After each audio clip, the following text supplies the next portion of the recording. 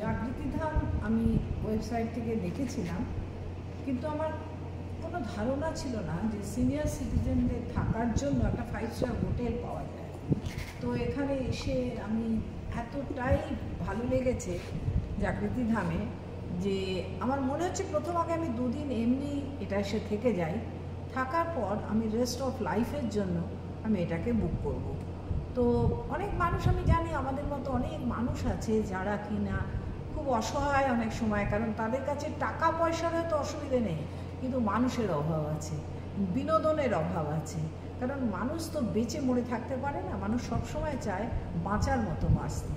তো আজকে আমি 72, কিন্তু আমারও মনে হয় যে আমি যখন থাকবো, আমার কাছে মেয়ে থাকে না, কিন্তু আমার পরিচিত মানুষ আমার মতো বয়সের লোক যদি একসঙ্গে থাকে, তাহলে আমরা সেখানে অনেক কিছু করতে পারি, আনন্দ করতে পারি, অনেক কিছু সেলিব্রেশন করতে পারি।